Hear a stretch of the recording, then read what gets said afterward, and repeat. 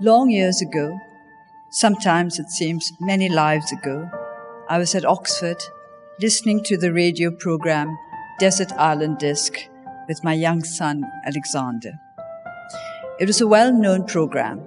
For all I know, it still continues, on which famous people from all walks of life were invited to talk about the 8 discs, the one book beside the Bible and the complete works of Shakespeare, and the one luxury item they would wish to have with them were they to be marooned on a desert island. At the end of the program, which we had both enjoyed, Alexander asked me if I thought I might ever be invited to speak on desert island discs. Why not? I responded lightly. Since he knew that in general, only celebrities took part in the program, he proceeded to ask me, with genuine interest, why I thought I might be invited. I considered this for a moment and then answered, perhaps because I'd have won the Nobel Prize for Literature. And we both laughed. The prospect seemed pleasant, but hardly probable.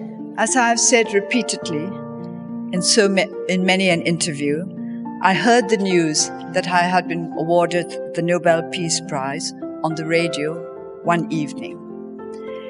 It did not altogether come as a surprise, because I had been mentioned as one of the front-runners for the prize in a number of broadcasts during the previous week. While drafting this lecture, I've tried very hard to remember what my immediate reaction to the announcement of the award had been. I think I can no longer be sure. I think it was something like, oh, so they've decided to give it to me.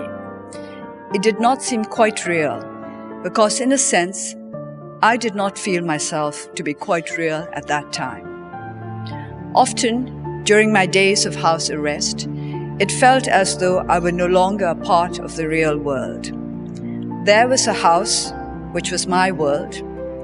There was the world of others, who also were not free, but who were together in prison as a community.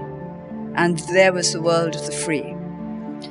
Each one was a different planet, pursuing its own separate course in an indifferent universe.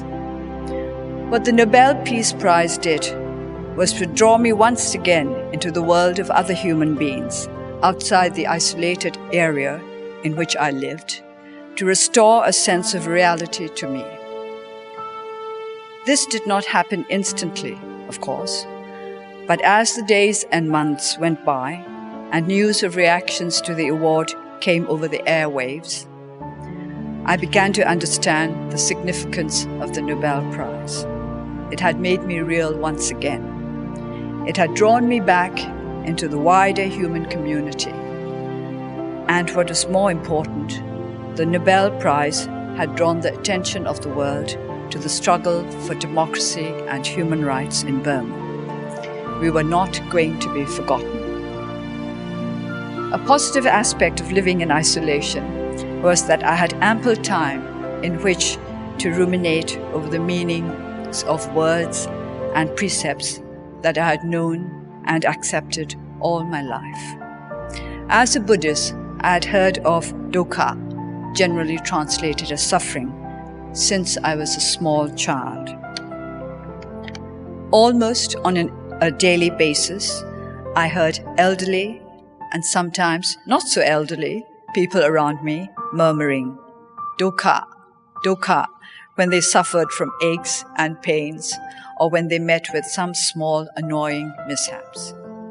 However, it is only during my years of house arrest that I got around to investigating the nature of the 6 great dukkha.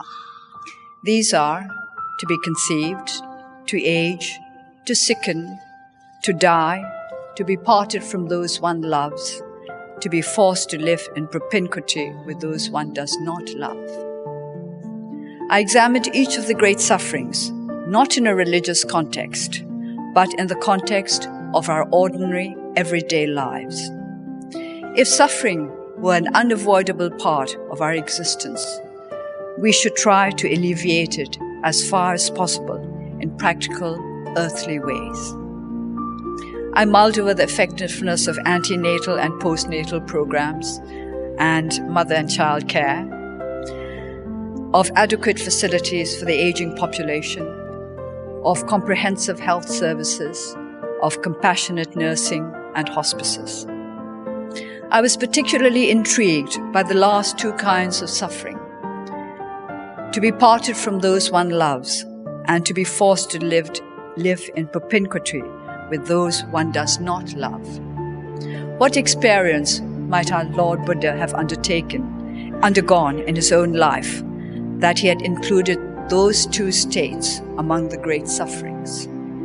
I thought of prisoners of conscience and refugees, of migrant workers and victims of human trafficking, of that great mass of the uprooted of the earth who have been torn away from their homes, parted from families and friends, and forced to live out their lives among strangers who were not always welcoming. We are fortunate to be living in an age when social welfare and humanitarian assistance are recognized not only as desirable, but necessary. I am fortunate to be living in an age when the fate of prisoners of conscience anywhere has become the concern of peoples everywhere. An age when democracy and human rights are widely, if not universally, accepted as the birthright of all. How often during my years under house arrest have I drawn strength from my favorite passages in the preamble to the Universal Declaration of Human Rights. Disregard and contempt for human rights have resulted in barbarous acts which have outraged the conscience of mankind, and the advent of a world in which human beings shall enjoy freedom of speech and belief and freedom from fear and want has been proclaimed as the highest aspirations of the common people. It is essential, if man is not to be compelled to have recourse as a last resort to rebellion against tyranny and oppression, that human rights should be protected by the rule of law. If I am asked why I am fighting for human rights in Burma, the above passages will provide the answer. If I am asked why I am fighting for democracy in Burma, it is because I believe that democratic institutions and practices are necessary for the guarantee of human rights. The peace of our world is indivisible. As long as negative forces are getting the better of positive forces anywhere, we are all at risk. It may be questioned whether all negative forces could ever be removed. The simple answer is no. It is in human nature to contain both the positive and the negative. However, it is also within human capability to work to reinforce the positive and to minimize or neutralize the negative. Absolute peace in our world is an unattainable goal, but it is one towards which we must continue to journey, our eyes fixed on it as a traveler in a desert fixes his eyes on the one guiding star that will lead him to salvation. Even if we do not achieve perfect peace on earth, because perfect peace is not of this earth, common endeavors to gain peace will unite individuals and nations in trust and friendship and help us to make our human community safer and kinder.